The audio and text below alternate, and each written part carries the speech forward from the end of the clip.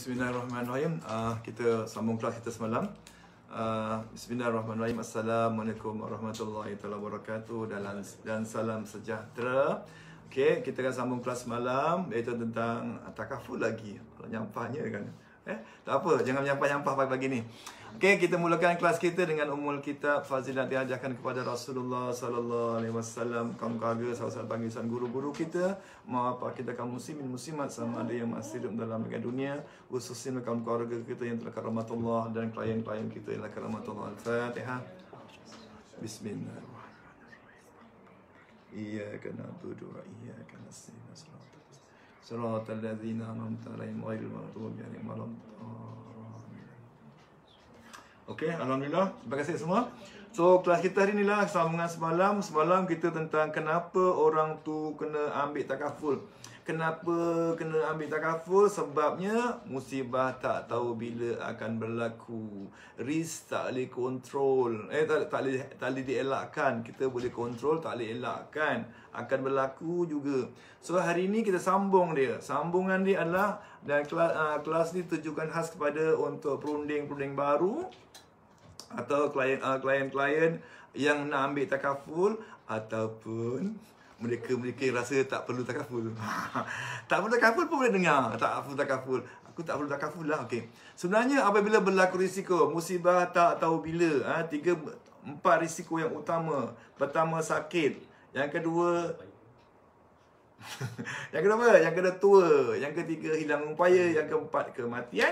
Dan yang kelima, mungkin berlaku perceraian. Okey. Kesan dia yang kita kena tahu. Kenapa dia sangat kena ambil takaful ni? Kesan dia, apabila berlaku risk berlaku, apabila berlaku risiko ni, kesan dia yang pertama adalah gangguan emosi. Emosi terganggu. Saya banyaklah Encik Ibrahim kan, girlfriend lari pun emosi terganggu kan.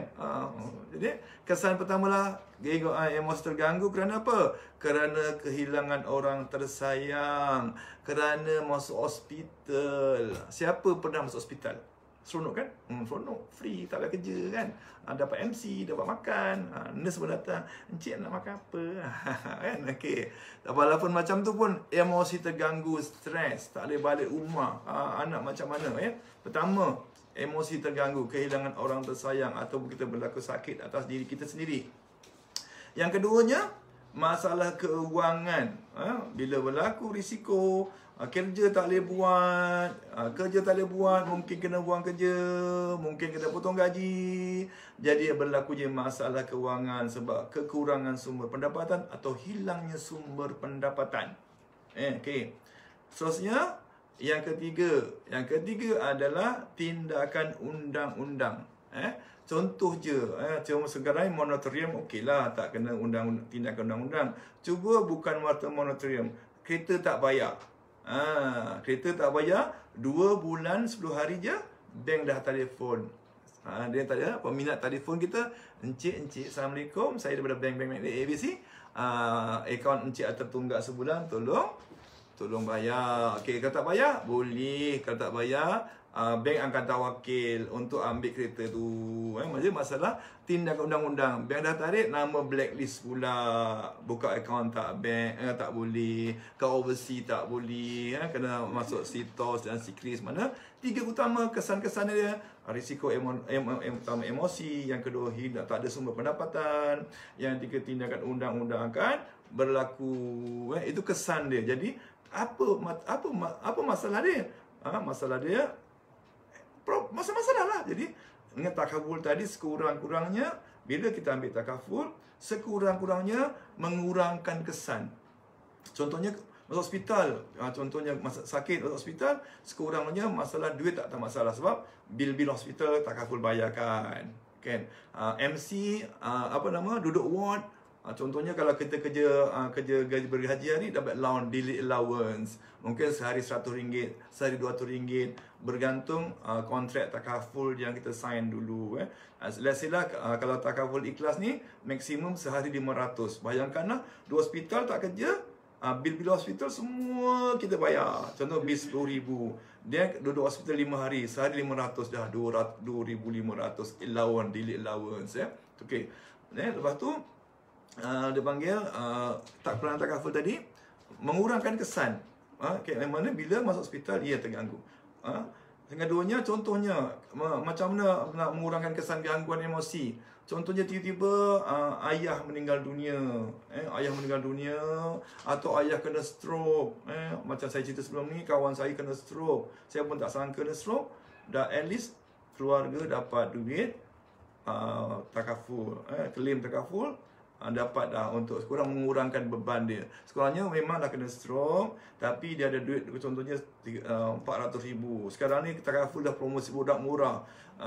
Contohnya kalau umur bawah 30 tahun hanya sumbangan RM50 dah ada cover 200,000. Segala berlaku hilang upaya dah sekurang-kurangnya keluarga ada 200,000 untuk dia survive. Sekurangnya mana mengurangkan kesan dia, mana memang emosi terganggu tapi esok kewangan tidak masalah. Itu peranan takaful juga.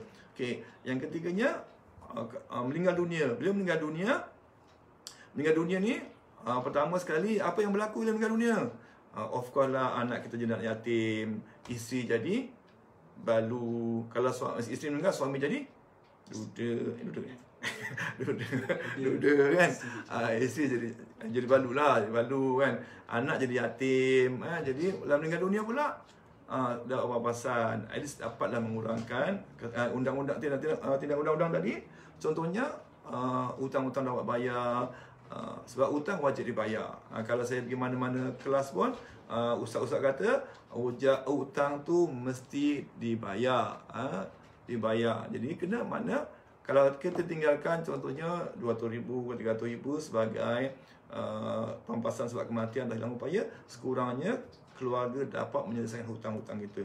Kalau meninggal dunia, tinggalkan keluarga, tinggalkan hutang. Kan pangkat of course lah. Meninggal tak ada sebutan Sri dah. Nama encik pun tak ada dah. Dia pakai jenazah je dah. Nama tak lupa dah. Jenazah bawa jenazah masuk dalam. Okey. Jadi macam mana pula kan takaful boleh jadi macam tu? Okey, sebenarnya takaful lah di samping untuk mengurangkan kesan risiko tadi, sebenarnya takaful, peranan utama takaful ni adalah untuk mencipta harta secara serta-merta. Sains borang hari ni buat sumbangan takaful, maka serta-merta dah ada coverage. Kalau tengok syarikat lah, kalau di takaful ikhlas, kalau berlaku musibah disebabkan oleh kemalangan, serta-merta coverage. Dah bermula perlindungan tadi. Kalau berlaku kematian disebabkan penyakit, after 1 month. Mana dia? After 1 month baru dia boleh cover. At least kalau berlaku kemalangan, at least dah ada coverage. Mana dia? Kaedah ni adalah kaedah untuk mencipta harta serta-merta. Contohnya, berapa banyak kita nak buat harta? Simple lah, simple. Sekarang ambil sampel sekarang rumah. Semalam 2 hari lepas saya ronda-ronda zaman PKP ni, boring nak rumah ni, tengah jumpa kawasan perumahan. Saya tanyalah, berapa kos rumah kat sini? Dia kata yang fasa ni habis, second phase bermula dengan 600,000. Bermula dengan 600,000. So 600,000, kalau kita nak beli rumah 600,000, deposit dah 60,000. Lepas tu sebulan berapa nak bayar? Sekurangnya 5,000. So bayangkan nak buat harta 600,000, kena buat saving 5,000 a month. Mampu tak kita? So berbeza dengan takaful. Kalau golongan muda-muda ni, yang bawah 30 ni, yang sekarang ni banyak produk murah-murah ni, contohnya kalau umur 30 tahun, untuk 600,000 hanya dalam RM150 je, atau RM200. Simpan takaful RM200, dan yet kita dah ada harta 600,000. Harta tu dia kata, yelah nanti simpan kat takaful kan tak boleh ambil. Betul lah tu. Kalau kita simpan kat tabung haji sekalipun, duit kita ada RM500,000 di tabung haji, ambil ke? Tak ambil, biar je. Nak ambil apa? Nak simpan kat rumah bawah bantal? Tak kan? Sama dengan takaful. Takaful ni sekurangnya ambil ni mencipta harta. Harta yang documented, berdokumen. Mana sebab ambil takaful ada buku polisi, ada buku sijil, ada takaful sijil. Kalau insurance polisi ada sijil. Sijil tu ada nyatakan siapa nama dia, owner of the sijil, owner harta tu siapa. Lepas tu Siap hibah pula tu. Hibah in case berlaku kematian, nak kepada bagi kat siapa? Contohnya, contoh ni. Hibah, setengah orang duk hibah. Tapi saya kadang-kadang advise customer saya, jangan hibahkan semua. Sebahagian yang hibah, sebahagian lain. Sebab tujuan untuk membayar hutang-hutang yang kita tinggalkan. Bila hibah berlaku, kalau kita hibahkan semua, in case berlaku kematian, mana penerima hibah tu telah menjadi hak mutlak dia. Kita tak boleh, kecuali ada dokumen lain minta tolong membayar hutang-hutang yang kita tinggalkan. Itu bila kematian. Makna inilah kaedah dia. Kalau kita tak ada harta, this the right time, the best time untuk kita mencipta harta sekarang. Itu peranan utama. Serupa juga dengan medical kad perubatan. Kad perubatan contoh sekarang ni ambil kos perubatan dalam negara. Secara purata, kalau kita lihat sekarang ni penyakit kritikal. Kritikal, kalau makna kata lebih kurang 40,000 new cases per year. So kita ambil lebih kurang 8 orang akan kena penyakit kritikal. Siap 8 orang satu kena. 8 orang satu kena. Bila 8 orang satu kena, terlalu banyak orang kena sakit kritikal dan kos dia mahal. Bayangkan tuan-tuan, puan-puan, katakan dia masuk ward, tak payah banyaklah. Bil kita katakanlah 10,000 saja. Kat mana nak cari aset atau harta 10,000 serta-merta? So sebab tu dengan takaful tadi, ambil satu pelan takaful, automatik dalam wallet kita ada kad perubatan, dah ada nilai dia belum bayar bil. Kalau di takaful ikhlas sekarang, kad produk hari ni, kita dalam wallet kita ada bernilai 850,000.